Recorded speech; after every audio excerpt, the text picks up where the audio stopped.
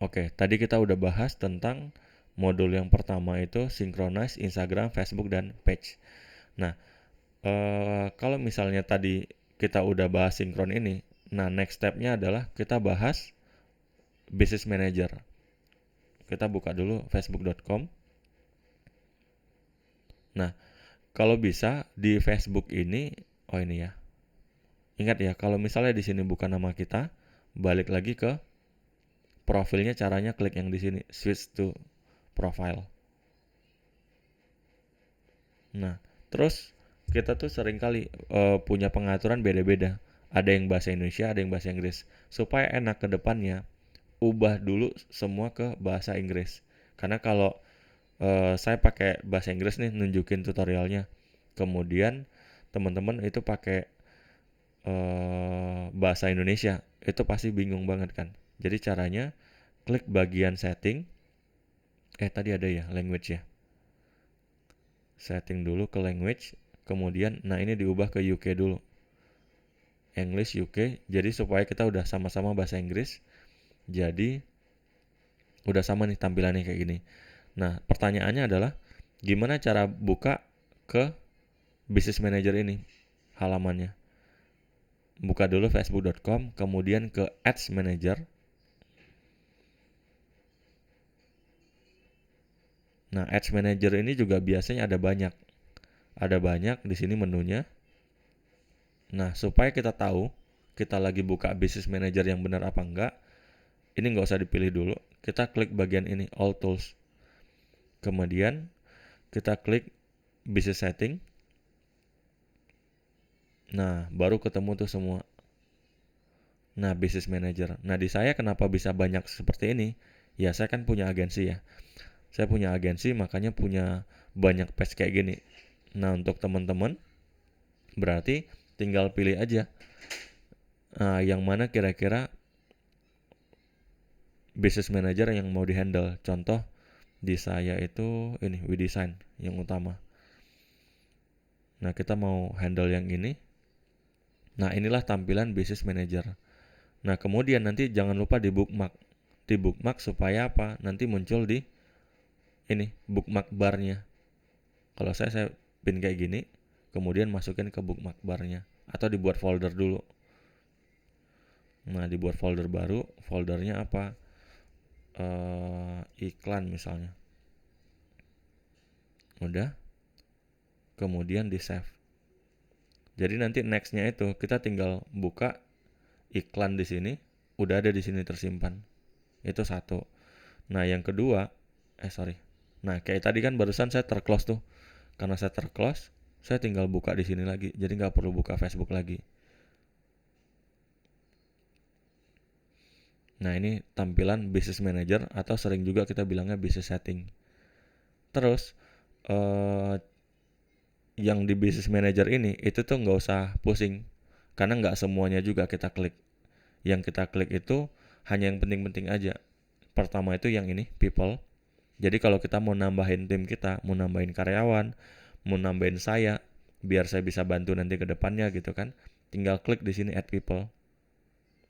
Tapi itu nanti saya ajarin untuk nambah usernya. Pokoknya ini People ini isinya untuk nambahin tim ke dalam Business Manager kita. Nah, pertanyaan kalau kadang ada yang beberapa kasus itu Business Manager-nya belum ada. Itu gimana? Kalau Business Manager-nya belum ada, dibuat dulu. Cara buatnya ketik aja di URL-nya kayak gini, business.facebook.com/overview. Nah, ini cara buat Business Manager dari awal.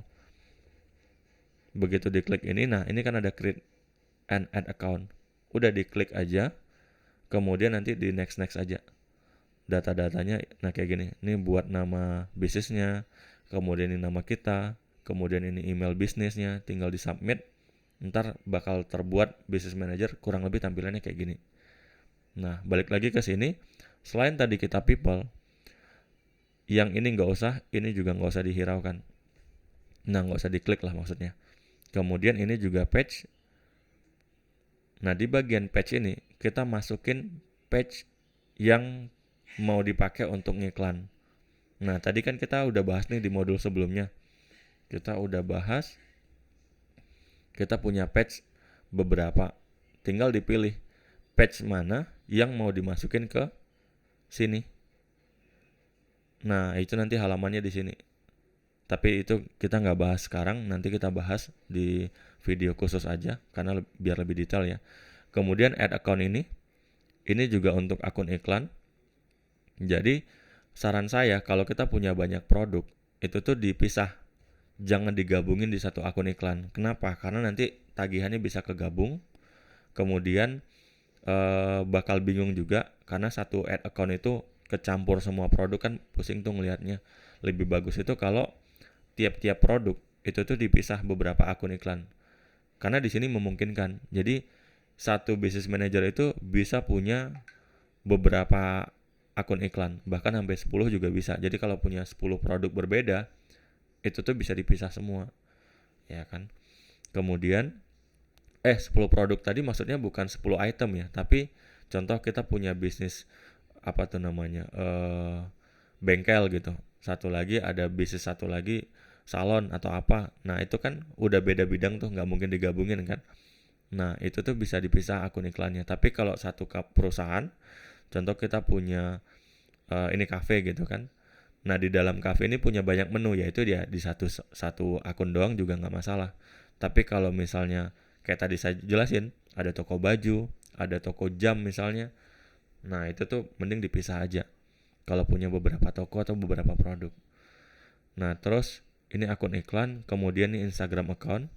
Isinya nanti Instagram yang mau dipakai untuk beriklan. Kemudian ini juga WhatsApp bisnisnya dikonekin di sini. Kemudian ini juga tempat buat pixel. Jadi pixel ini kode untuk tracking. Tapi ini juga udah ada perubahan yang baru sih. Jadi sekarang pixel itu namanya udah mulai ke dataset. Makanya kenapa di sini saya udah nggak bisa lagi, karena ini bakal berubah nantinya. Kita udah nggak pakai namanya pixel lagi, tapi sekarang udah berubah jadi dataset. Nah, Meta ini memang sering banget berubah.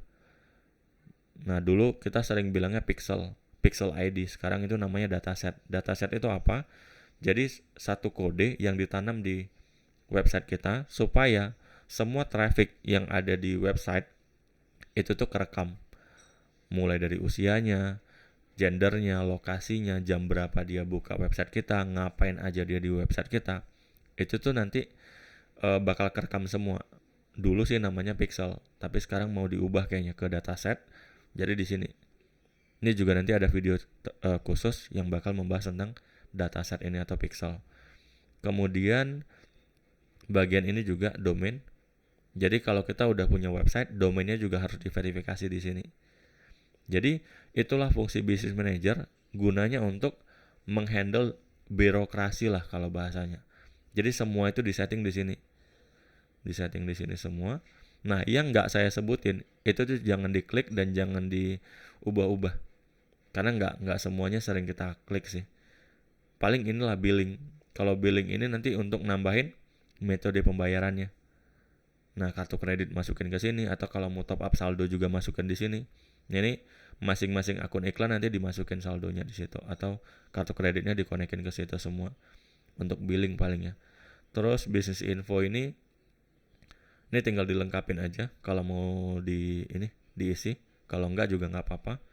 Saya aja nggak saya isi juga nih kalau nggak salah, karena nggak penting juga sih ya. Kecuali akunnya di banned. Kalau akunnya di banned, pasti mereka nanti minta tuh data kita semua lengkapin, kemudian sama KTP dan lain-lain juga pasti diminta. Kalau di banned, kalau nggak di banned ya nggak diisi juga nggak apa-apa kayak gini. Udah itu aja. Sampai di sini ada pertanyaan? Holida, ada yang mau ditanyain sampai di sini? Ini masih preview. Udah cukup jelas ya. Nah, jadi video yang untuk pengenalan BM ini itu tuh masih ini saya jelasin fungsi-fungsinya aja, yang mana yang diatur. Nah, di luar itu nggak usah diklik lagi. Kemudian kita mau lanjut di video berikutnya, itu yang ini, setup business manager. Baru satu-satu nanti kita bahas. Udah ya, nggak ada yang mau ditanyain ya? Oke.